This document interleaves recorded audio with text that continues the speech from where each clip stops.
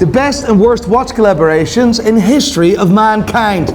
That's what we're going to discuss in this video. Mate, a watch company collaborating with a coffee company. A watch company collaborating with a tire company for used tires. I have no words. As well as that, we're going to talk about the Royal Pop. The new collaboration between Swatch and Audemars Piguet. Let's get stuck in the video.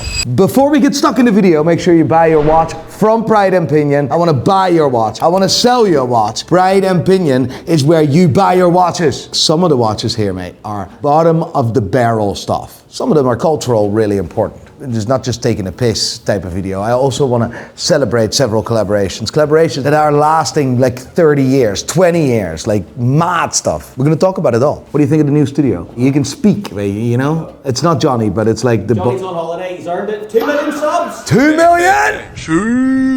Johnny, we miss you. And you're gay. And if you dare to make a comment about my teeth under this video, bad karma will come to you for the rest of your life. Interim Johnny, do you want to start with something good or something bad? Let's go just bottom of the barrel straight away. Bottom of the barrel. Yeah. Well, I don't know which bottom of the barrel we need to start because there's so many of them. Watch collaboration number 1, Roger Dubuis and Pirelli tires. I don't know who actually ever approved that. Did Pirelli reach out to Roger Dubuis or did Roger Dubuis reach out to Pirelli? I also want to understand how this all came together. They phone each other, it's like, I am from Pirelli, I am from Roger Dubuis. You want to make a watch together? Yes, of course. Like, this is such a brilliant idea. Like, let's do this because you have tires that you throw away anyway. And yeah, I mean, like, I have watches that are not, like, good looking, so let's make that together and try to make a quick buck and sell that for $300,000. because that's the reality of this whole entire story. What I'm telling you is actually the truth. Roger Dubuis in 2017 launched a collaboration with Pirelli tires. The sales pitch was, our straps are made out of used Pirelli tires. And we're going to charge $300,000 for that. Yeah, I mean, that is a wow. I actually think there were multiple watches within this collaboration. I believe some of the watches were sold like between $70,000 and like $300,000. Like, seriously. Like, I cannot believe that people actually bought that. I don't think you can sell that watch for anything above $20,000. And I think that that is still too much. As a brand, you're desperate. You're trying to look at creative new things. But used tires, mate, used tires. I see thousands of watches a year, and I've never ever seen an end consumer that has ever bought one or heard about an end consumer buying one. I don't think they actually make watches together anymore. I do know that Roger Dubuis has a strong relationship with Lamborghini. That was a Richemont plan. It was unbelievable. I cannot believe it. I'm very curious, and let's look this up. If you can buy one today and how much that would be. The cheapest you can buy today is about $28,000, but like, there's a reason why that has not been sold yet, because that is about 2 times the price it probably will go for. But let's be honest.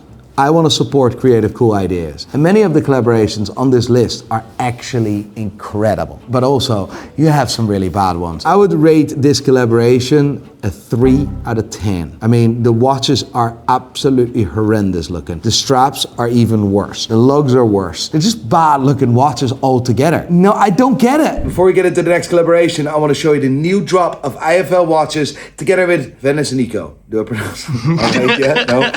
You know, I was always a big fan of the erotic watches, right? Jules Nagel with the titties watch and the erotic watch class. Venice and Nico is doing an unbelievable job making absolutely incredible watches. And now they've partnered up with our friends at IFL Watches. And this one is a naked one. This watch is fully hand painted and limited to 200 pieces only. Make sure you do not miss out. IFL Watches, first link in the description. Thank you for the love. Thank you for the support. And on to the next collaboration. Watch collaboration number 2, Breitling for Bentley. So many mixed emotions about this collaboration. It's a collaboration that lasted for nearly 20 years. I think we can call this collaboration a success. But some of the watches they produced are really bad looking. Like, really bad. When this collaboration was launched for the first time, I think it was 2002 or 2003, I got it. Looking back, I get it. Today, you were like, did Bentley do collaboration with Breitling? That, how? But back in the day, in 2002, 2003, and like the early 2000s in general, Breitling was the daddy lad. Breitling was top of the food chain nearly. We're talking Rolex, Omega, Breitling, like. That's how insane it was. And I actually think that we could class this collaboration a big success, although some of the models that were produced, I am absolutely not a fan of, and they were big, and they were bulky, and they were crazy. But that collaboration lasted a near enough 20 years, maybe even 19 years, I think 2021 if I'm correct, they stopped the collaboration. But I believe that that collaboration was completely matched. Looking back, Breitling was at its height, Bentley was ultra luxury, well, it's still ultra luxury. If you position that today, that collaboration today, it would be completely out of balance. And it's not out of disrespect for Breitling, because I really like Breitling. I have a Nevi timer, perpetual calendar, and there's lovely people working at Breitling as well. And they do some really cool stuff, and they're open for cool stuff. But Bentley and Breitling today, Bentley outgrown Breitling. I think that that was one of the best collaborations in the history of our industry. That's why it lasted nearly 20 years. But as well as that, it also shows how far Breitling actually dropped. Well, they're climbing back on the ladder. They're doing a great job. They're climbing back on that lather, piece for piece for piece. Watch for watch for watch, I like that. But it will take a long time to get that back. As well as that, probably one of the best collaborations between a watch brand and an automotive brand ever. You have Tech Heuer with Porsche. You had all sorts of crazy collaborations throughout the years, but I really liked the combination. It was called Breitling for Bentley. You could buy a watch and a Bentley would have had a clock from Breitling. It's such a cool thing. It worked both ways massively. And although it's completely out of my taste palette, I think, like some of them were absolutely horrendous,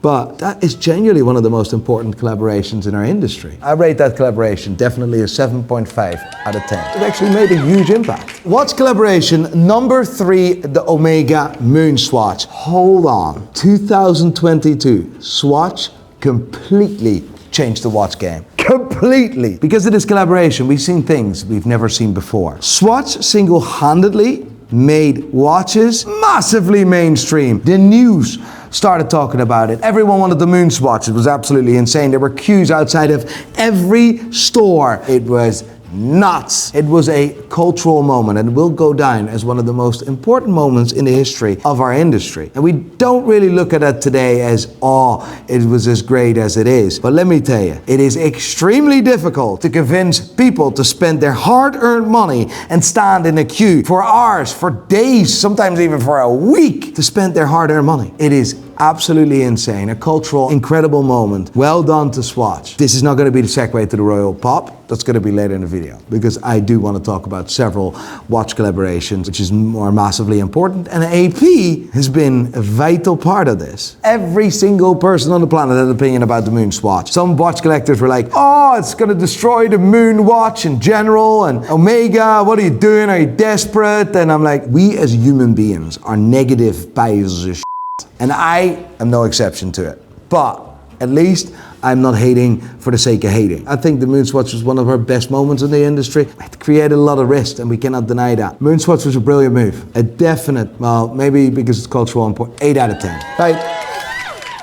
Watch collaboration number 4. I can't believe I'm actually saying this. Hublot and Dustin Johnson. Explain that. Dustin Johnson is a professional golfer. He's one of the best golfers in the world. I don't know if I can say this. Well, I own that watch. Breaking news. Let me explain. The watch is a pile of shit. The watch is probably the worst watch ever created. Honestly, it is bad, but the concept was incredible. The two things I hate about it is the fact that it was made by Hublot, and because it was made by Hublot, it is actually a pile of shit. Because it's mechanically an absolute disaster, that movement, right? Because it breaks all the time, but it's a golf watch. It's also the size of an absolute pancake. Like, I mean, we're talking about a U-boat, the size of, like, that lamp.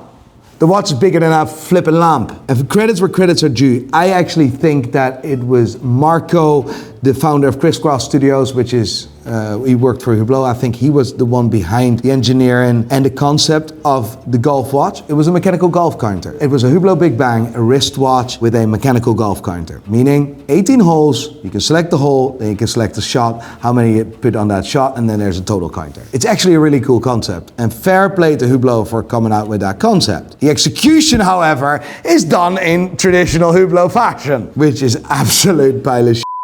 Anyway, yeah, that watch I had to buy because I want to make one. So I bought it for that reason and that reason only. You want to make a Hublot? No, you d***.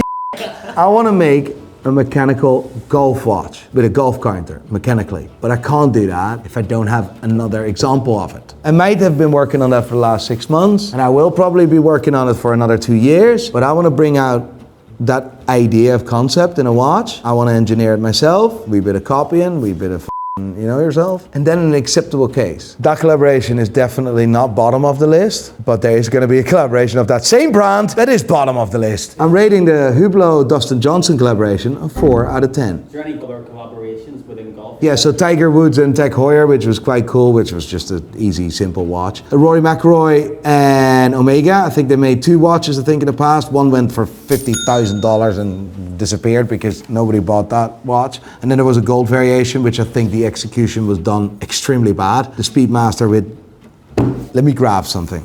Let me show you something. Yeah, no, you need to see this because it's actually ridiculous. You're Omega. You're a powerhouse. You're one of the most important watch brands in the world. In your stable, you have probably one of the best golfers of our generation. And you're gonna make a watch with this man, Rory McIlroy, a legend, yeah? And what are you gonna do with the watch? This is a golf shoe. So what they've done on the right subdial was one of these things, which is a grip thing, right? It's a grip, one of these things, yeah? Put that on the dial. That's it. That's the whole thing. This, a knob of a shoe. And they put that on one of the subdials. Which person thought that that was a great idea? A shoe spike. And that's Rory's watch. Well, ladies and gentlemen, that's a embarrassment. I didn't even want to talk about that collaboration, to be honest. It was like, you made me do that. That wasn't even on my bloody list. Rory deserves an absolute insane watch. I believe that the Rory McIlroy brand is significantly more premium than the Omega brand. I think they're mismatched. I don't know how long that contract is left. Maybe a year, maybe a year and a half, in and around that. That's what I would guess. Rory is more important than Bubba Watson any day of the week. It should have been Richard Mille. I hope he's making that move. Watch collaboration number 5, a moment that will go down in history significantly. A moment that also has alleged fraud included, stuff that people have no idea about, which I might be giving you a world's first on. As well as that, it was the goodbye of one of the biggest CEOs in our industry ever. I'm talking, of course, about the Audemars Piguet and Travis Scott collaboration. What an incredible execution. What an incredible hype. And what an incredible watch that is, was, and will always be. A perpetual calendar in brownish ceramic case with an incredible strap. I desperately wanted that watch, and I still today desperately want that watch. Watch retailed at about $400,000, I believe. I may be confused of the market value at the time. It could have been 200 as well, but the market value was definitely $400,000. Today that watch still goes for like $500,000-$600,000, but it was incredible. I'll tell you what, I have criticized AP the last couple of years massively, but I never criticized Francois because Francois is the reason why AP is where they are. Well, he's the sole reason why AP achieved their heights. His last action was the collaboration. As far as public trick, he was of course involved with watches that came out later. I think the Audemars Piguet, Travis Scott, or the Audemars Piguet and Cactus Jack collaboration was the farewell for Francois Benoit. Probably the best CEO in the watch industry in maybe the last decade, maybe the last 2 decades. This man single-handedly started at the bottom at AP, worked his way up to CEO and brought the brand to the absolute moon. He worked as a salesman. It's crazy. This was not the first time that we've seen AP being groundbreaking and being as daring as they were, because Francois was extremely daring. He was the one behind the Jay-Z collaboration, Arnold Swatch and collaboration. Like, watches were a man's thing. Like, watches is a man's accessory. And I'm very sorry if you're offended by that. Actually, I am not. It's not my problem. Watches is a man's accessory. I love it when a woman wears a nice watch. I love it. But it will always be a man's accessory. But jewelry is more a female's accessory. Being able to do collaborations with the upper echelon of manlyhood, like Arnold Swatch, Jay-Z, rappers, whatever, and I know Jay-Z had a collaboration with Hublot as well, but well, forget about it. Francois made it happen, and Francois single-handedly, because of those collaborations, brought AP to the moon. And the Travis Scott was the ultimate, for me the ultimate. At the same time as launching that watch, Cactus Jack also launched a full clothing line, and I think I've bought every piece in there. I think I spent $5,000 on Cactus Jack AP merch, and the merch was insane. So we've been a fraud in that, allegedly. I don't know if this is true, but my sources are usually very reliable. But allegedly, Mr. Travis Scott was supposed to wire $1 million,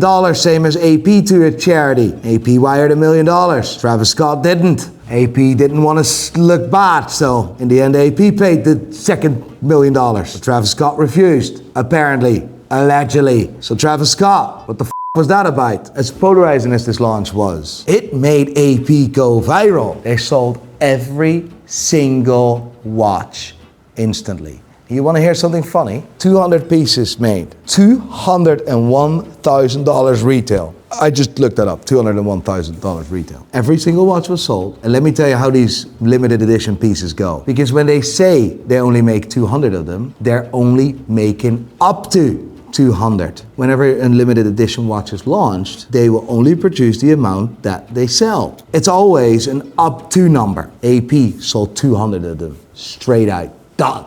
200, instantly, that day.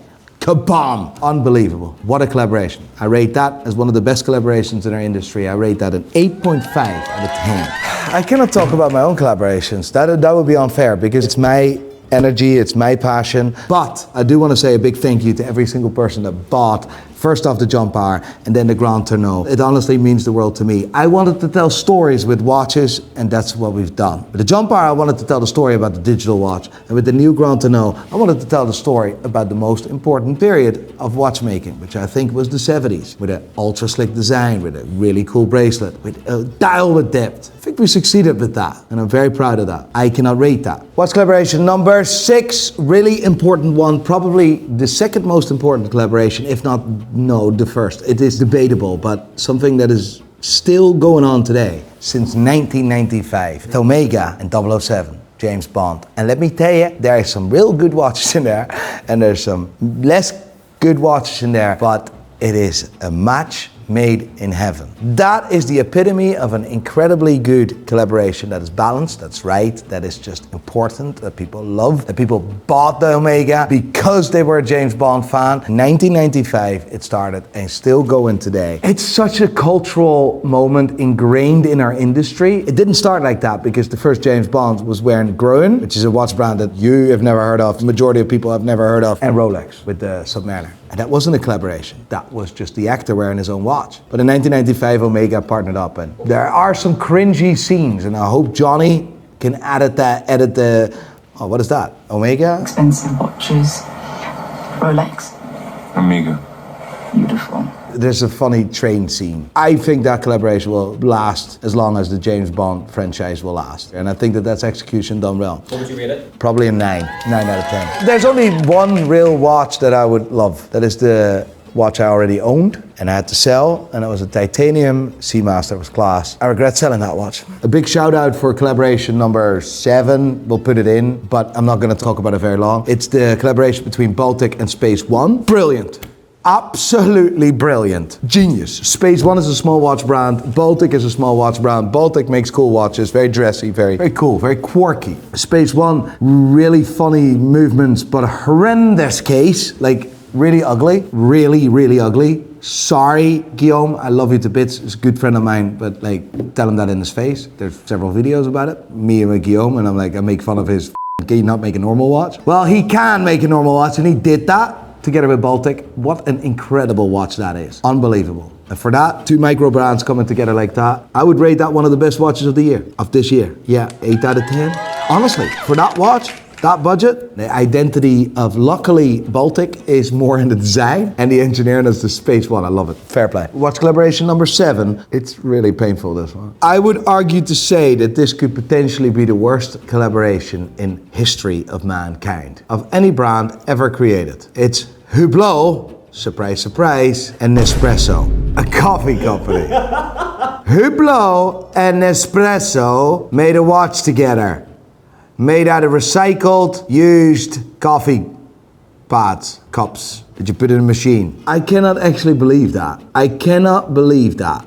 That is like a great idea. Let's do that. How did this process come about? Again, same as the Roger Dubuis and Pirelli. Who called who? That this was a brilliant idea. Well, I know who called who, because there can only be one. Hublot was that desperate and called Nespresso and said, I want to use your coffee cups for a watch. Can I use your used coffee cups for a watch? Because I have a brilliant idea and we're going to sell 200 pieces of them. and this is one of those moments where I said, it's limited to 200 pieces, but they never made 200 watches because they never sold anywhere remotely close to 200. And on the market today, there's only 3. So explain to me why one collaboration has over 50, 60 on the market today, nearly half of what they produced, and Hublot only has 3. It's not because people wanted to keep the watch, it's because they never sold that amount of watches. So they never produced that amount of watches. It's actually one of the most embarrassing collaborations that was launched in the history of mankind and the watch industry in general. In 2023, Hublot and Nespresso came together and made this genius watch together out of nowhere. Kabosh, kabam, we're gonna use your recycled old coffee cups and we're gonna make a watch out of it and we're gonna sell it for $25,000. This collaboration would go down in the history of the worst collaboration ever seen in the world. Like coffee cups. That was jokes. Mission completely failed. 1 out of 10. And from the worst, I think we should go to the best. 170 years of history in a watch. 2 incredible powerhouses coming together. The Patek Philippe, Tiffany and Co. Nautilus. And still today, anything with that color dial we call the Tiffany because of that collaboration. The first watch went on auction for, I think, sold at $6.8 million. After that, the watch dropped in value. We've sold 2 of them, one at 2.5 million, and I think they're going now for 1.4, 1.5 million, but I don't believe it will drop below $1 million. That watch, historically, will go down in the history books as one of the most important collaborations in the industry. If it's the best, it's arguably because of the Omega Bond collaboration being so tight and so long, and since 1995, many watches from Patek Philippe that are double stamped, as we call that. There's Tiffany and Co. on the dial. I wouldn't call that a collaboration. The reason why it says Tiffany and Co. is because it was retailed by Tiffany and Co. And Tiffany put their name on the dial. Not a collaboration, but to celebrate that 170th year of their partnership, that's impressive. That collaboration, which I think is a collaboration, not a partnership, executed to perfection, done right, sold right, 2 powerhouses coming together. I give that definitely a 9 out of 10. And after 5 years of that watch being there, I still want one. I also want to put an honorable mention there for Jules Nardin and Uurwerk. Same story as the SpaceOne and Baltic collaboration. I love the engineering of Uurwerk. Their casing and their designs are so out of my comfort zone, it's actually scary. And I'm so happy that these 2 absolute incredible independents collaborated together and made the Uurfreak. I think the Uurfreak is one of the best watches launched last year, hands down. What a special watch. Only made 100 of them, sold 100 of them. They're going a wee bit over retail. Watch is class, love it. Execution done well, 7.5, 8 out of 10. Last time. Which one? Royal Pop. Oh, Royal Pop. AP has done an incredible job. This is good marketing. You would say now it's bad marketing, but in a couple of years, people say, remember that watch where people thought about it wasn't a watch? It was a clock that you can hang on something and do something. The amount of companies that came out and started making accessories for that watch is insane. It was never meant as a wristwatch. It was meant for a new way of telling the time. A new way of wearing time. The fact that so many people jumped on that created this craze. I actually think that the video that was launched, I think they made one mistake in this whole build-up because the build-up was gigantic, bigger than anything I've seen in the industry. Even bigger than the MoonSwatch. Like, that was mad. But they launched the video too early, and I think that was because there was a video leaked. They should have launched that video on the 16th of May. Because all of a sudden you got the negative rumors of people leaving and not queuing up, but in the end people did queue up, and a lot of people queued up, and therefore a lot of people fighting, and a lot of places were shut down and blah blah. Let me be very clear, hate the players, not the game. Oh, Swatch, you're doing nothing to do this. Oh, this is such a blame culture we live in. It's actually scary. Oh, it's an embarrassment for AP that the people are fighting for their watches. I think it's an embarrassment that you live in a blame culture. People shouldn't be fighting in the first place. That's the problem. That watch, that clock, that new way of telling the time has made a huge impact on the industry. People talked about watches again, a new way of wearing watches. That will go down in the history books, and it will go down positively. But it's cool. I love it. Like, would I ever wear one? No. Would I want one? Yes. I have 3 of them now. I've seen interviews or a few videos of people outside, and like the first 100 people were like, they just wanted to buy it to flip it. That's not Swatch's fault for making a cool product. And then they're blaming they teased us too much. What kind of blame culture do you live? Like, you decide yourself to go there, like not someone else. This blame culture has to stop at some point. I'm not here to give life lessons. I'm here to talk about watches and watch collaborations. And I hope you like this video. And if you do and did, please thumbs up. And if you like my teeth, please don't comment. Or do. It's karma. Yeah. Bad karma. Thank you for watching. Thank you for 2 million subscribers. I love you guys to bits.